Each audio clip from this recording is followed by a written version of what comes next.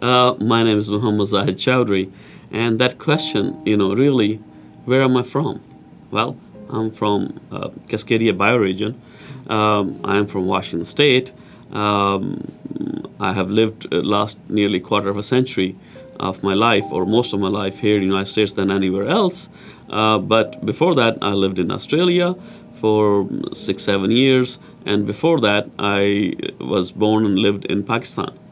My father, as a 10-year-old, young person, a boy, he saw that, and my grandmother, they were refugees when the British Empire imploded.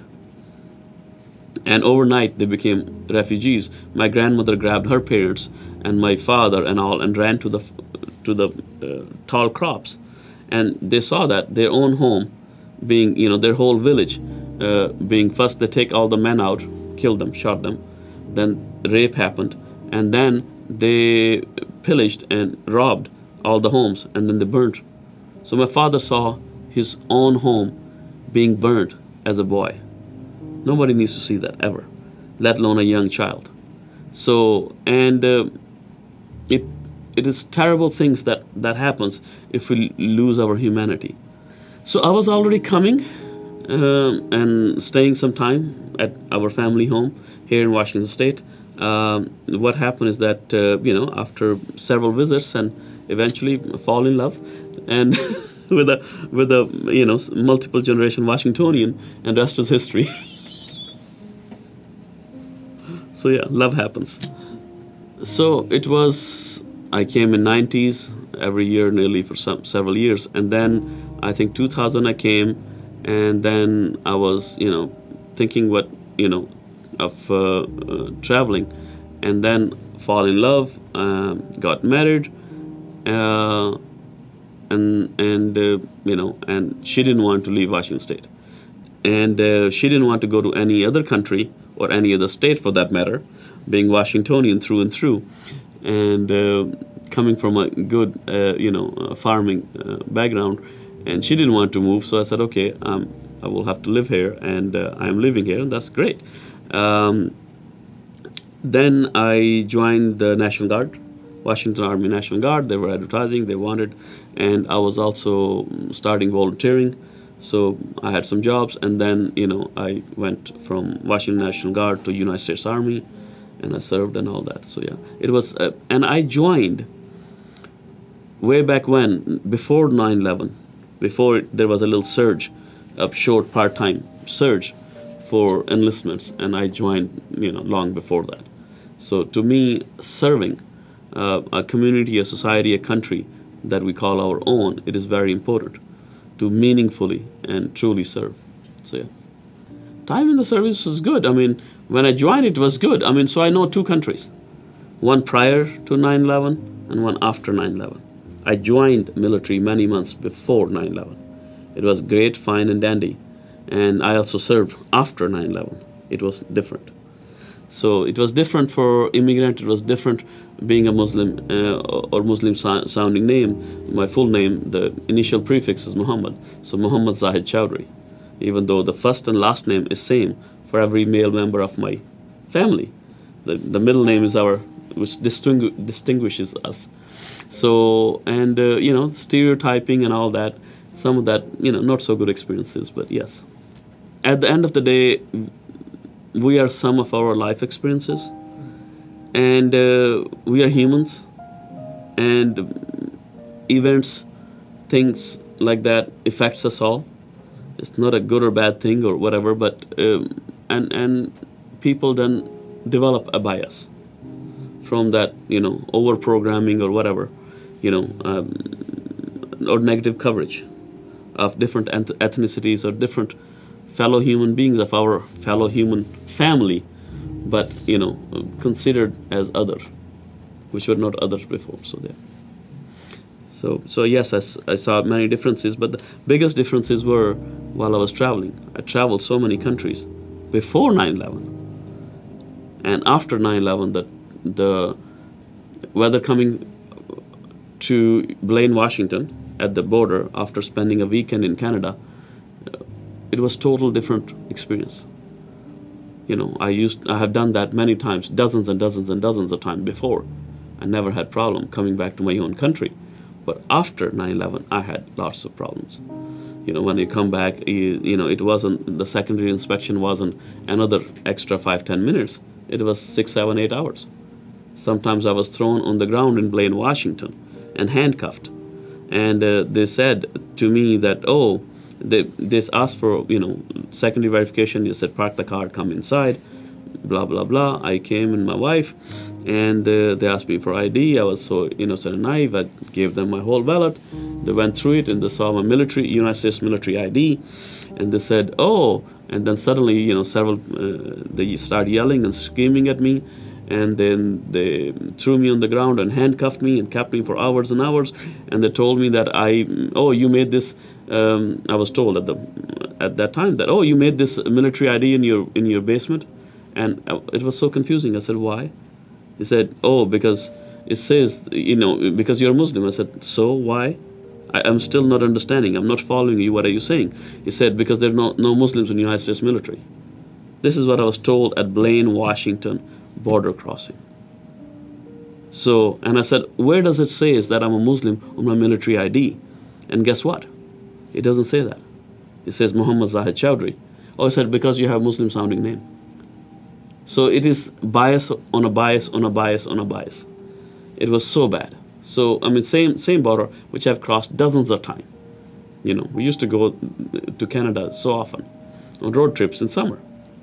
So it's just a little example of what kind of pain and suffering it causes on, ordinary, innocent, folks, average folks, yeah. Many ways, many ways. One way is this,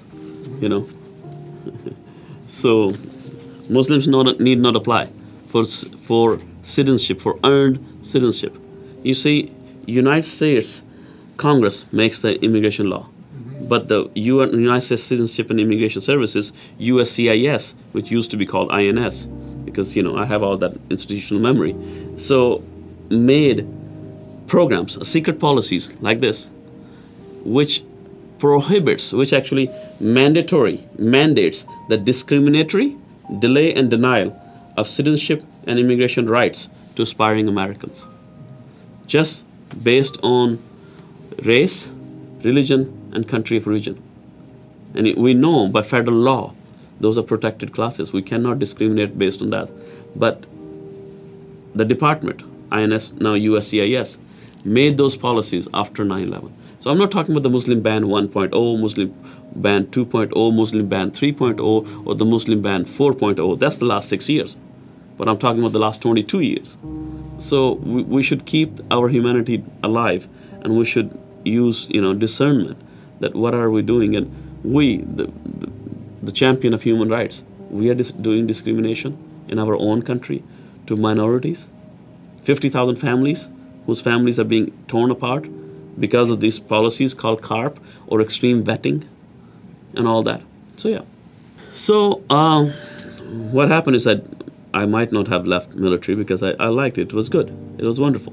And especially prior to 9/11, it was even wonderful because there was not so bias or prejudice, perceived otherwise, and felt, definitely, and lived experiences. So I might still be definitely in and serving because I liked serving.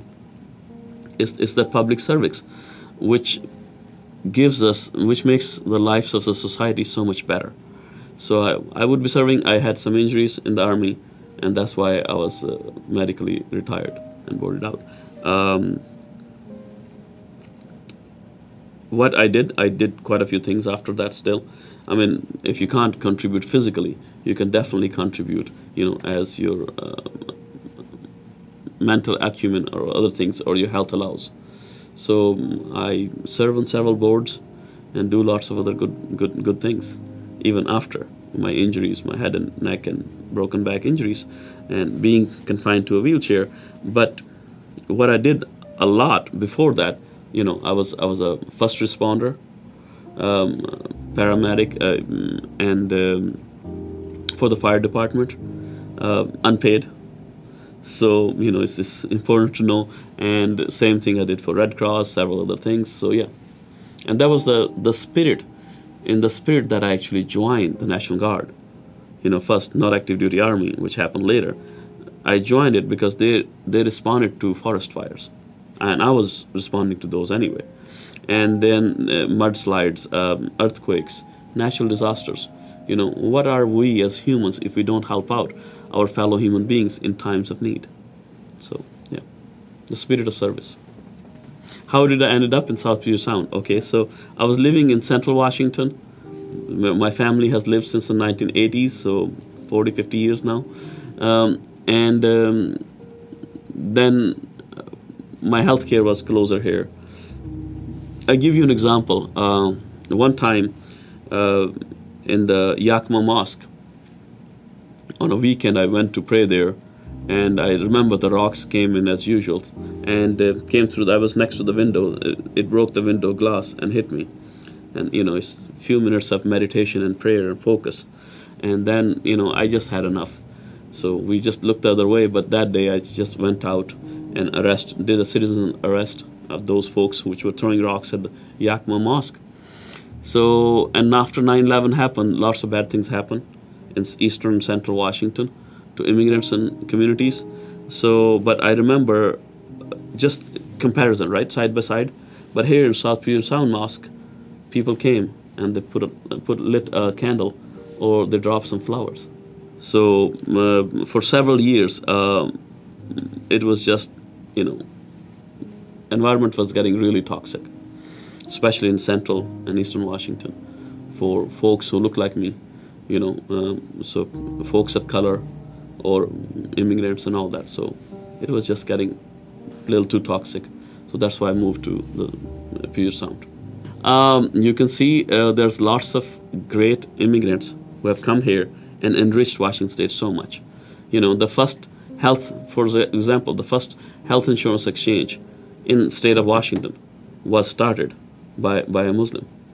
Yeah, eventually it was bought out by other firms, but it was started by a Muslim. And so many other contributions.